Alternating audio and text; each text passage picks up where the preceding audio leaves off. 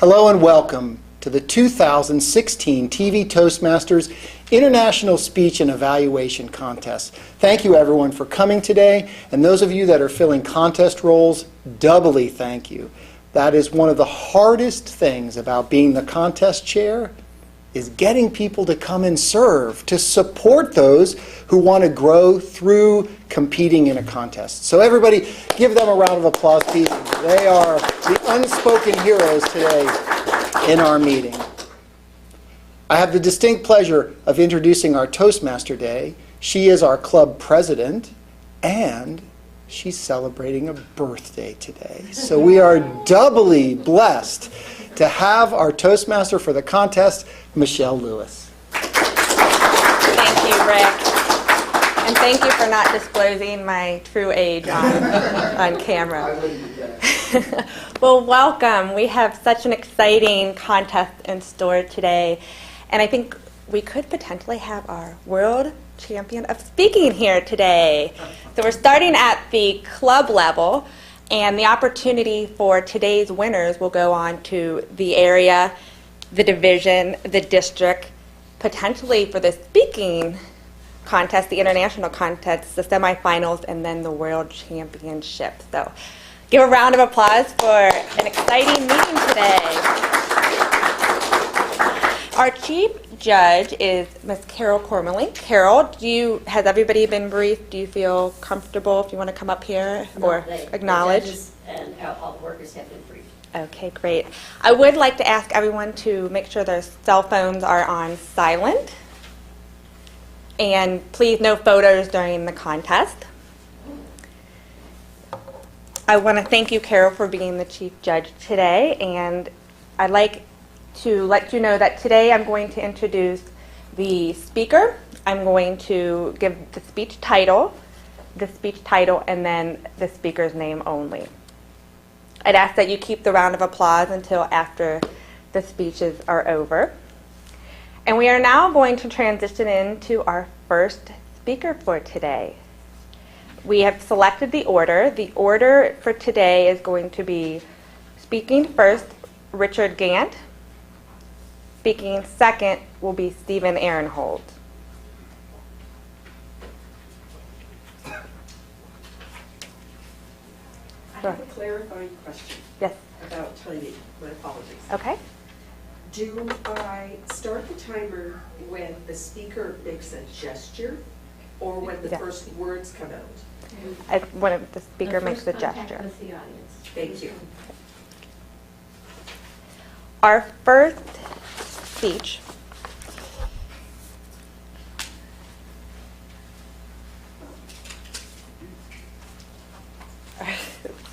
pardon me. Our first speaker is Richard Gant. Half of me, Richard Gant.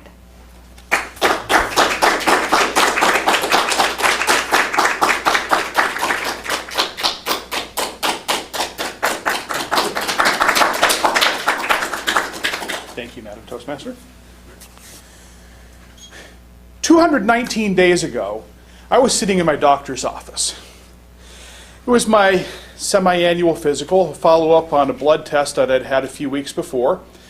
And my doctor looks at me and says, "You're diabetic." Well, that was a gut punch if I've ever heard one. Diabetic, you didn't want to hear that, particularly when you've got a mother who you've watched go slowly blind from diabetes. Add that to the high blood pressure I had because I was, wait for it, 419 pounds. And I suddenly didn't feel very good about myself. Shock, right?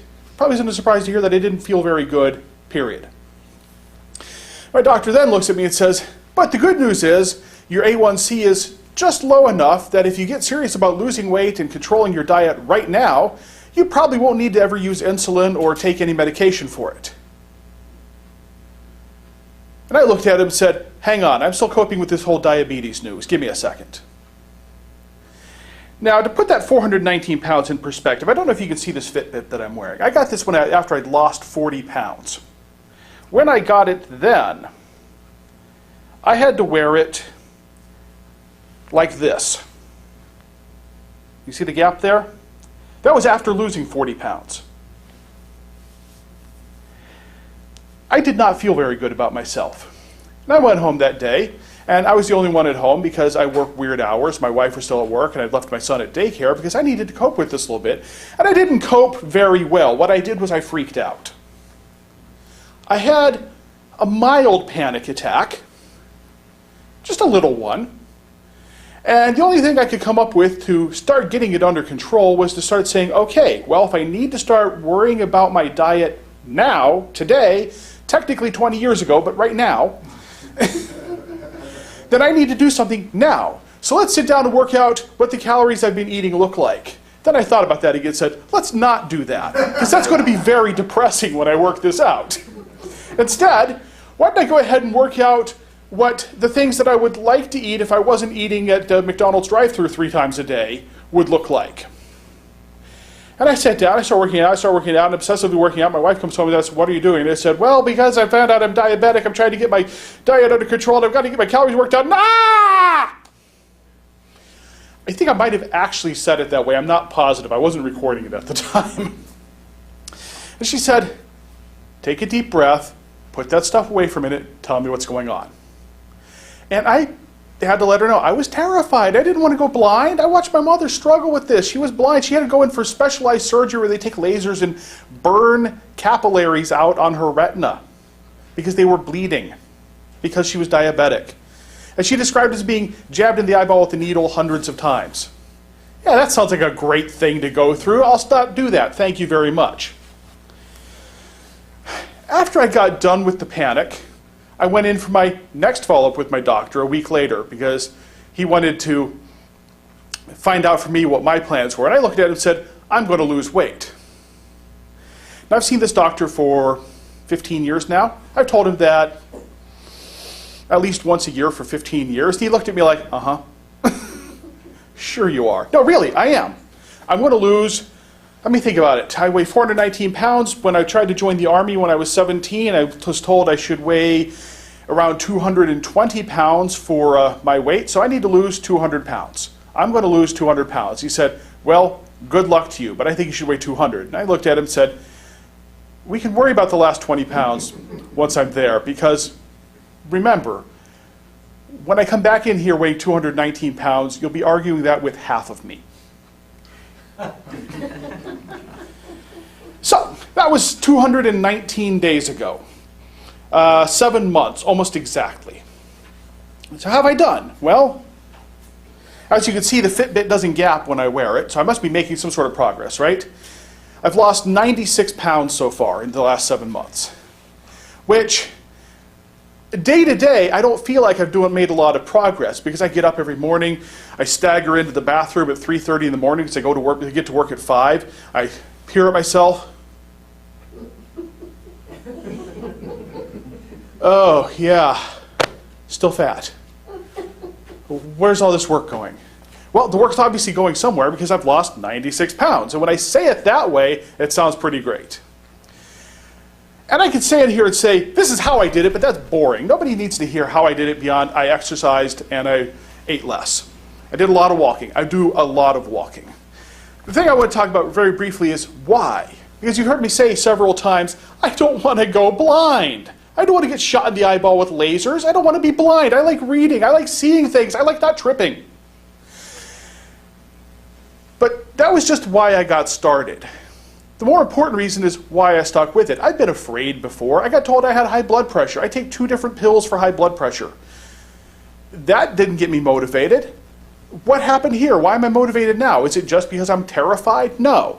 No, it's not. Fear doesn't keep you motivated.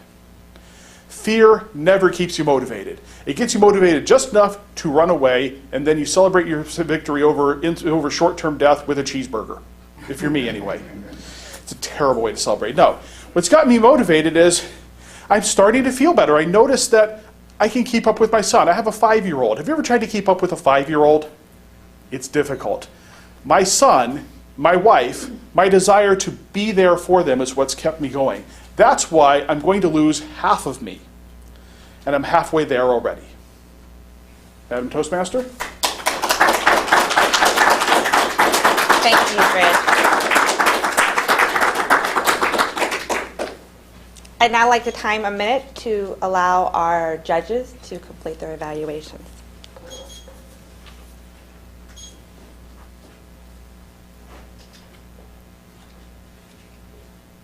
Ready? Welcome back. I'd now like to introduce our second speaker for today's contest, Stephen Ahrenholz. Don't wait. Don't wait, Stephen Ahrenholz.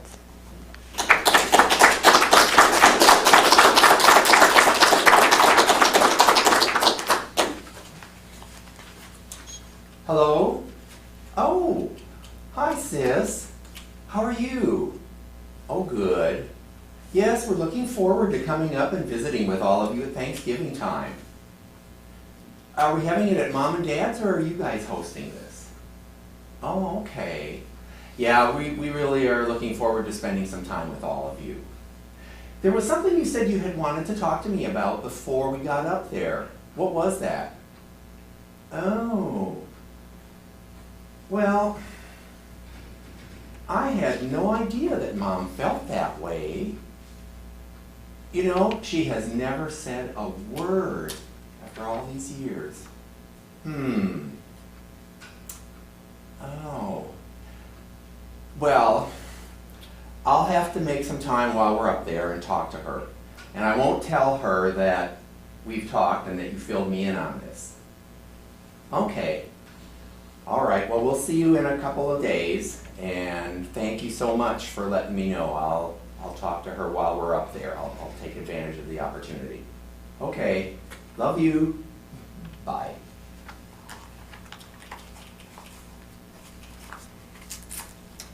Mom, do you have a moment? I have something I'd really like to talk with you about. Why don't you have a seat and I'll get started. I recently finished reading a book by Paralysis of Culture. It was really interesting because he talks about the impact that the polio epidemics in the 50s had on American society. He also discussed the issues that polio patients and their families dealt with.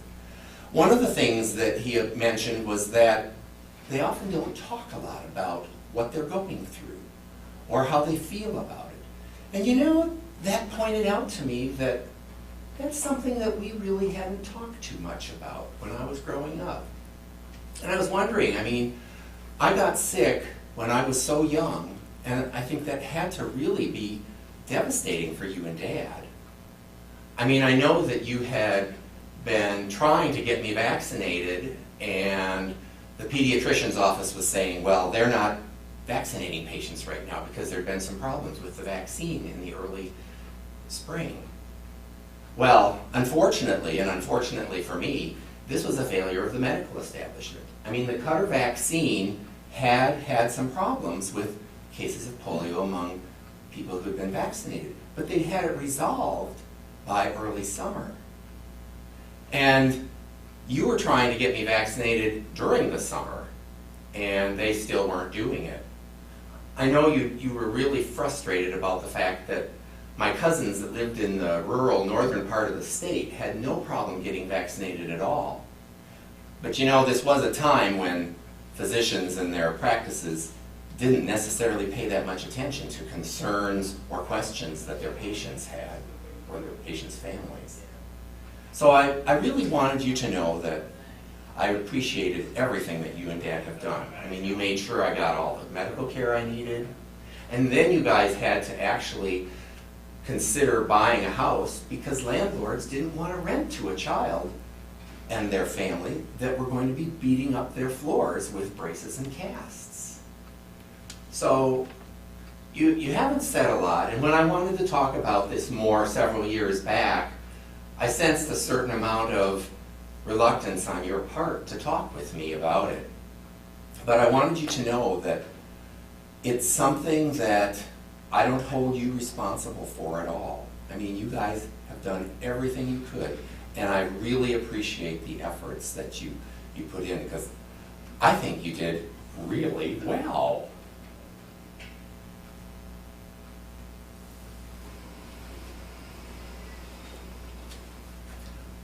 I really had no idea how timely it was when I had that conversation with my mom.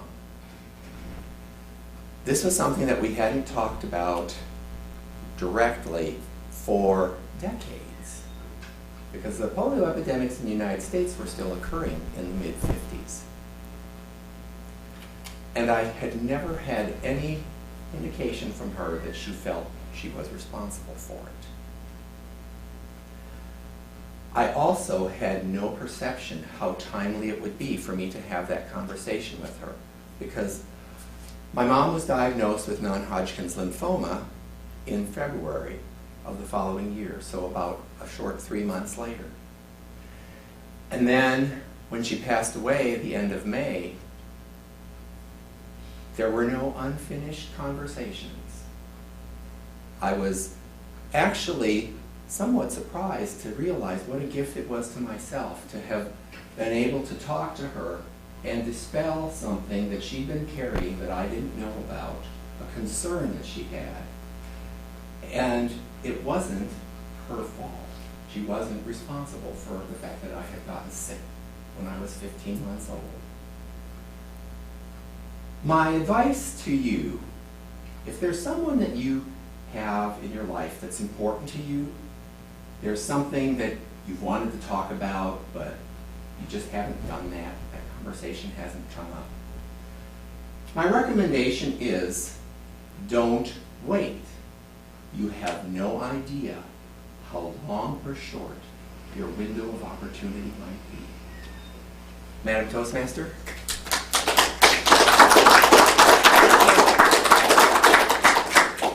We'll now time a minute for our judges to complete their evaluation form. Name an effective political leader in history who couldn't speak well.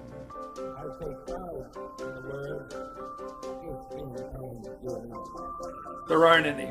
Because when it comes to a disease, Freedom requires leadership, and leadership requires oratory. You have to speak to be heard. I have a dream. It's all about personal growth and guts. Never give in. Never. Before we transition into the evaluation contest, I would like to thank you for spending your morning with us. I'd also like to thank the counters, the sergeant-at-arms, and the judges for making this contest a success.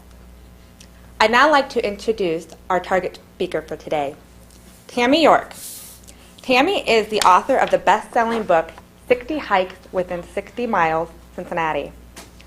By day, she is a freelance copywriter for corporate America.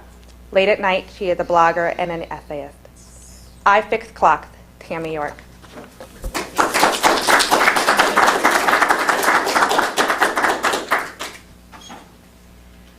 When I'm at a party, I cringe because this question always comes up.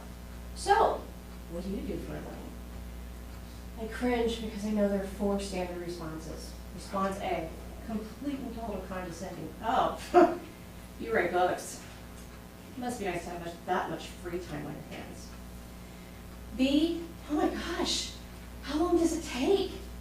Always want to answer this one in blood or tears. C is total panic. Complete panic attack, blood draining out of face. Oh my God, do not share that story I just told you. But D is the one that gets me every time.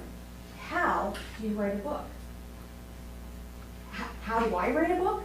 Honestly, I sit at my computer and I stare at the screen, and then it wins. And I get up and I take the dog for a walk. I come back, I dust the walls and the baseboard, and I organize the dishes, and then I organize my pens. Fortunately for me, I have lots of pens, so this takes a long time. Then I wonder, why do I have so many pens? Am I a pen hoarder and don't know it? Then I vacuum the floors, rearrange the dishes, trade out the laundry, eat a half a bag of M&Ms, think I'm going to focus on 3 things, just 3 things. Then I watch a video online about how to make a backyard forge, and I decide I'm going to focus on 4 things, just 4 things. Then I take the dog for a walk, because I need to walk off the M&Ms. Then I come back in the house and I sit down and I write. Now I know I am like thousands of other writers because we do a lot of research online on Facebook with each other. And even though there are thousands and thousands of books out there on the craft of writing, it all boils down to two simple things: read and write. And writing is a little like witchcraft. It's magic. It's this magical act you perform. So when people ask me today, should I tell them about Anne Lamott, who wrote Bird by Bird? Her recommendation in Bird by Bird is shitty first drafts. You just write whatever comes to mind. You write it out. Then you go back and you edit and revise. You don't edit and revise while you're writing, you just write. Great. Famous author who does this, J.K. Rowling. She had boxes full of shitty first drafts. Little snippets of parts of stories, parts of chapters, character developments, boxes full of this. She managed to weld all of that into the Harry Potter series. Now, J.K. Rowling's biggest fan, Stephen King, he has a book on writing called, aptly named, On Writing. He's creative, but not book titles.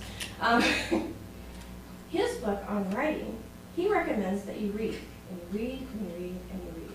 When you're standing in the grocery store line, waiting to check out, you read. When you're waiting at the stoplight, you read. You read, read, read, read, read. From tabloids to literary journals, you read everything in between. Read as much as you can, because that's going to teach you about writing. Then he also recommends that you just get over yourself already and sit down and write. Now, the latest Terry Pratchett, the author who brought the Discworld to life, he recommends that you read. He recommends that you read specifically outside of your genre.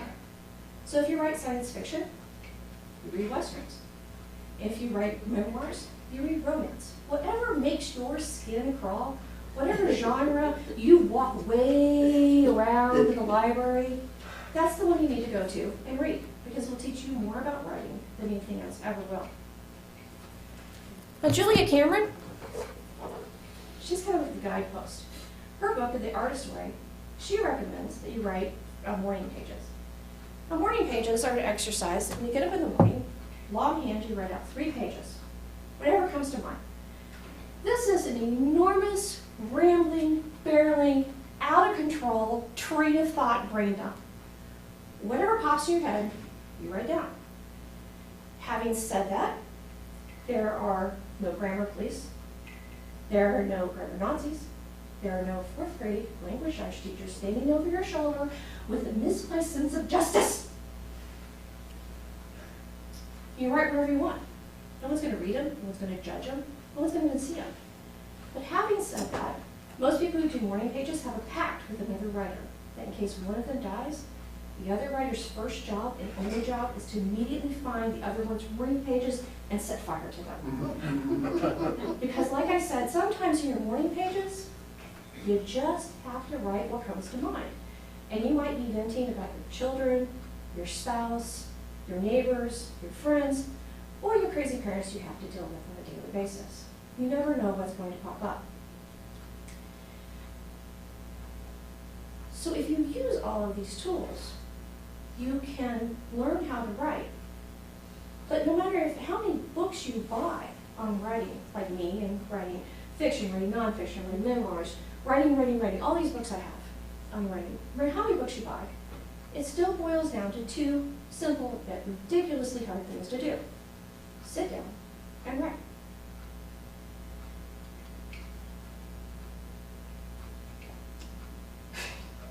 Still just trying to start. So sometimes at parties, when I'm asked, what do you do for a living? I smile and I say, I fix clocks. Because honestly, I don't think they would believe me even if I told them the magic behind writing. Thank you.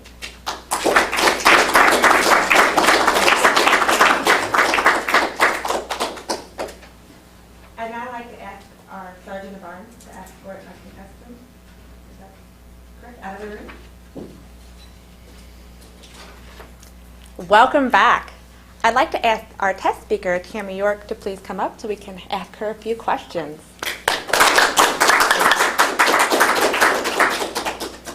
So Tammy, tell us about 60 hikes within 60 miles Cincinnati in 60 seconds. In 60 seconds. The book is about hiking trails around the greater Cincinnati area. It goes out as far as about an hour away from the 275 Beltway. The hikes are anything from really easy to do hikes like moms and strollers to more harder hikes to do. They'll have you out of breath and your butt hurting because you're going up hills or down hills the whole time. It covers everything from prairies to waterfall landscapes. Wow. I think that's a book that I need to invest in.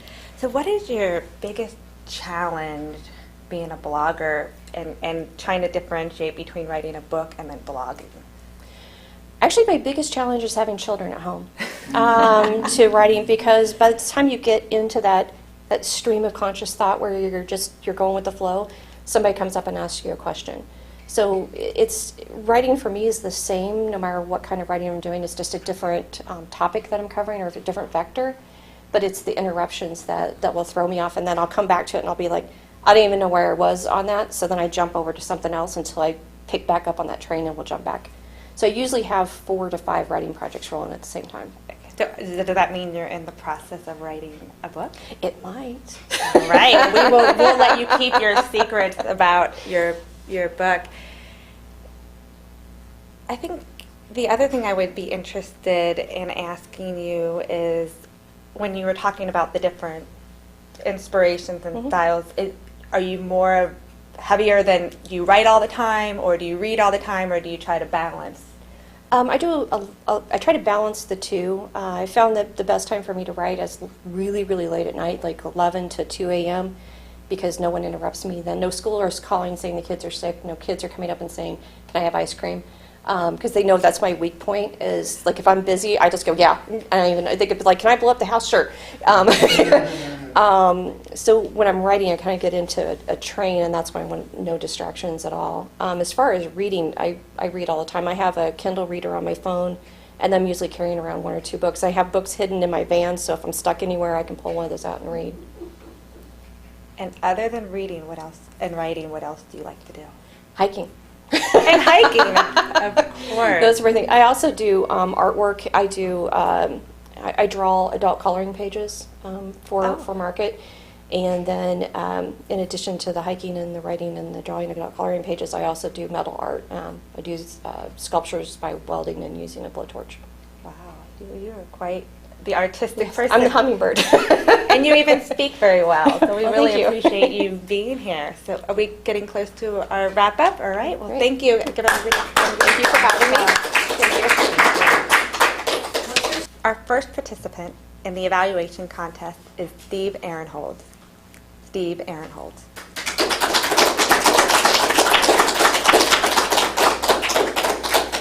Thank you, Madam Toastmaster, fellow Toastmasters, our honored guests. Tammy, I fix clocks. I have to admit, I was a little bit bewildered as to how that tied in with the fact that you write and you talk about writing and you talk about books, and I'm thinking, I really liked the way that you used facial expressions when you were telling us about getting up close and personal with your computer and looking at it and then trying to decide, okay, what am I going to do with this? All these procrastination things before you get back to your computer. I thought that you really used gestures well. You were talking to us about different things that you would do or reactions that you would get from people, and you had some good body language that went with it. A couple of memorable phrases that I took from your speech were things like, get over yourself already. That you can't edit and put a finished document at the end of your first page, putting it down. So it gave me some insight. Also that writing is like witchcraft. It has some magic to it. A couple of things that I'd like you to consider for your speech would be to use a little more vocal variety. For example, when you were telling us about the 4 different responses you would get at a party when people say, or they ask you, what do you do? And you're going through these with the first one being that they're rather condescending, and the second one is like, oh, that is boring. Or the people who would say, well, I would really like to have that much time. What a luxury. I think that you could add a little more impact to the responses that you get if you played that up a bit more. I also liked when you were talking about the morning pages. I truthfully had never heard about that before. I'd heard about your junk document, which is the first one that you do, but I thought it was an amusing little story that you had within your speech about the pact that writers have with each other, that if one dies, the other one finds their morning pages and immediately sets fire to them. I had this picture in my mind of someone having to break the lock and get these morning pages and then set fire to them before anyone could douse the fire. I thought your ending was clever because you, or I should say, the whole time I'm thinking, so how does this have to do with fixing clocks? But then at the end, you tied it up by bringing in your title, I Fix Clocks, and that's what I'm going to tell people when I go to a party. And rather than say, I write, and I write books, you're going to say, I fix clocks. So nice job of pulling that all together at the end. Madam Toastmaster? Thank you, Steve. And I'll please ask for silence while our judges complete their evaluation forms. I'd now like to introduce our second contestant in the evaluation contest, Gwendolyn Niesen. Gwendolyn Niesen.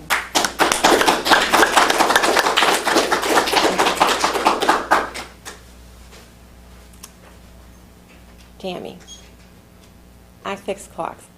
That was an amazing speech. You kept us engaged.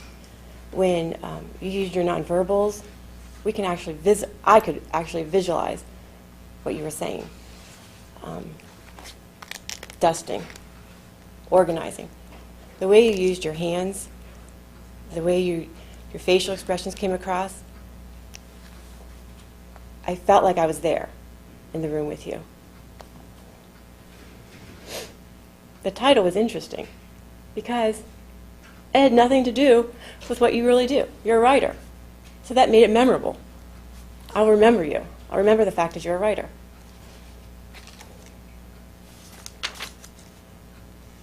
I really love your use of nonverbals. When you said you cringe when people ask you what you do for a living, you literally cringed. When you said you panic, I thought you were going to panic. It was really neat watching you give your presentation. You were funny as well as informative. When you were talking about eating half a bag of M&Ms, I thought, yeah, I could understand that. And you were able to laugh at yourself. You were calm. You spoke clearly.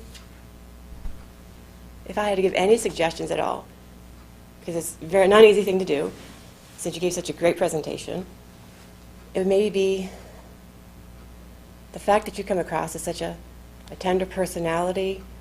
If you smile just a little bit more during your presentation, you might be a little bit more approachable. But like I said, you already appear tender and kind. So that's just a small thing that you can add. I love learning about you. I'm fascinated by your presentation. I want to read your books. Once again, if you do any more presentations, I think you'll do great because of the use of your nonverbals. Talking about the artist's way, talk about longhand writing. You actually pulled your arm back. So I'm looking forward to seeing your next speech. Thank you.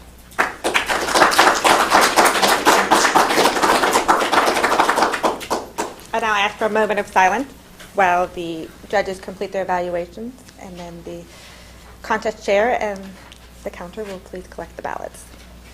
Welcome back. I'd now like to present our participation certificates to our evaluation contest members. Steve Ahrenholz.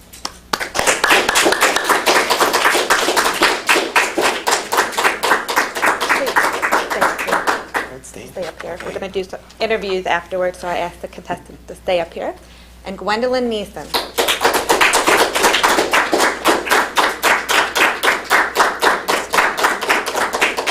also like to ask Rich to come up so we can interview our contestants today.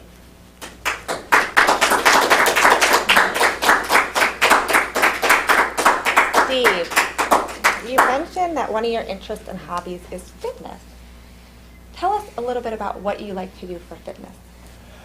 Well, one of the things that I do, and it's really early in the morning, my wife always says, well, the only people that go to that are the ones that are crazy.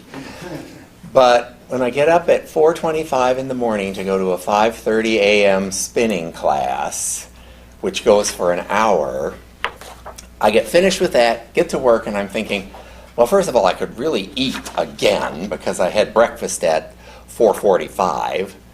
And then I think the next thing I could stand would be a nap. But I'm trying to actually diversify what I do a little bit more. I like bicycle riding. Spinning is a good exercise because it's indoors. It doesn't matter what the weather's doing. Plus, the thing is, you don't have to really balance yourself on it because it's stationary. It's just that they keep saying, add more resistance, add more resistance. I'm thinking, and you still want the pedals to go around at the same time? But I'm starting to do some swimming again. I had backed off on that when I had rotator cuff surgery. And then I also want to get back into some weightlifting. But it's kind of this balance between getting enough sleep and getting enough exercise. I would go for the sleep. Some That's days, just me. some days I do. And how long have you been a member of Toastmasters? Toastmasters overall, 23 years. Wow. Very impressive. So Gwendolyn, you are a fairly new member to Toastmasters, and this is your first contest, I believe. So round of applause for first contest. What inspires you most? Kindness and honesty. Can you tell us a little bit about that? Sure. I just love people that are kind and help encourage other people and build them up. And also, I think of kindness as not only being a nice person, but being a truthful person. So if there's something that a person is doing or that's inhibiting their growth, then to be honest about letting them know what they could do differently is, to me, the epitome of being kind. To say it in a gentle, loving way. And those are the kind of people that I'm drawn to, and that's the kind of person I aspire to be, a kind and truthful person. And one of the reasons I'm here is to help improve my communication skills to be able to do that. You've mentioned skiing is one of your interests and hobbies. Well, we haven't had the best skiing season this year. So tell us a little bit about if you've even had the opportunity to go. I only had a chance to go skiing one time this year, and it was right after Christmas, and we had no snow here in Cincinnati. So I thought, well, all the commercials say ski Michigan. So we packed up and went up to Michigan at Boyd Mountain, and guess what? There was no snow up there. And they have 60 runs, and there was only 5 open. So my children were not very pleased with me, but at least we got to do a little bit. The next day while we were there, we had 10 inches of snow, which was nice just to see it around, but didn't help, as far as the ski hills go. But in normal years, I do really enjoy skiing. And there is a place here in Cincinnati or Indiana where we can ski, and it opened very late this year. And yeah, I have a feeling they didn't, Perfect North, I'm assuming is what Right. you're referring to. They probably didn't make very much money this year, unfortunately. So Rich, you always crack me up with your quotes and your sense of humor. Your favorite quote is, matter tells space how to curve, space tells matter how to move. Rich also has doctor penmanship. Yeah.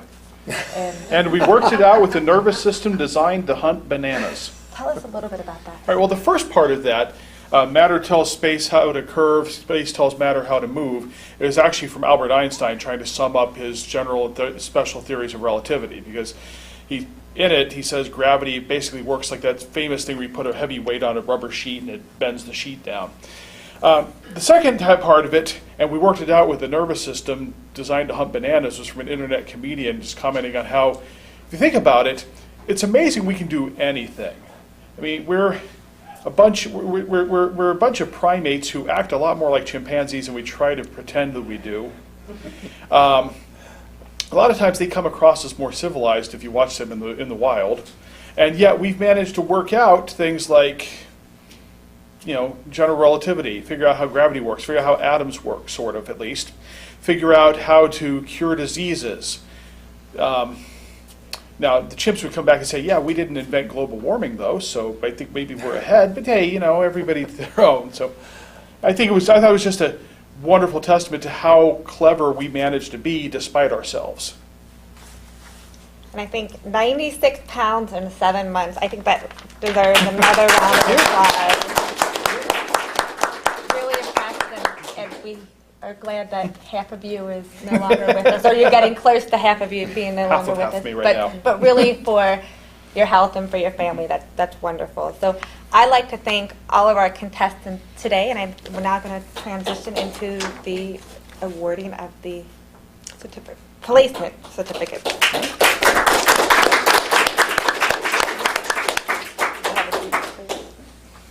We'll now start with the presentation of our awards for our evaluation contest. In second place, Steve Ahrenholz.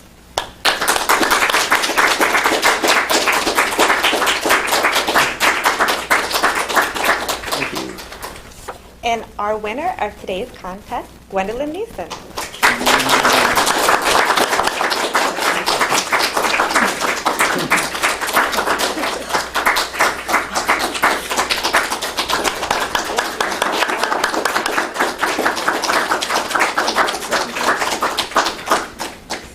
For our speech contest, in second place, Richard Gant.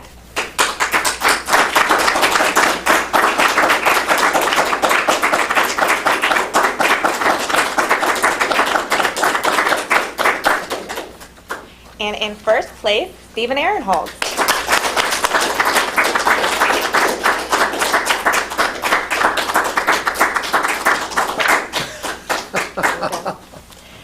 And now, Rick, would you like to give the closing remarks? Certainly. Thank you again, everyone, for attending. You've helped make this a very special event. One more round of applause for the contestants.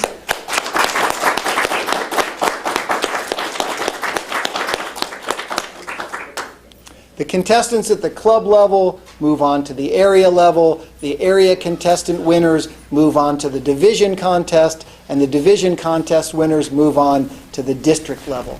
That's what happens here locally. We're excited to have participants in the area contest because we want everyone to see what we have here at TV Toastmasters, and that we are creating people who can get their point across. And that's what we saw today. People who could think on their feet, provide those evaluations, as well as give us speeches that really move us and help us to take action. Our area contest will be at American Modern Insurance at 6:30 p.m. on Wednesday, March 16th. I ask that all of you here try to participate, and those out there watching on the internet or on TV, you're welcome to attend as well. Thank you all for coming today. We'd like to wrap it up. Any final thoughts, Michelle? Great contest today. And I'd like to thank those of you looking in from home. If you'd like to learn more about our club, you can log on to www.tvtoastmasters.com. And this concludes our contest on Saturday, February 20th. Can't forget that date.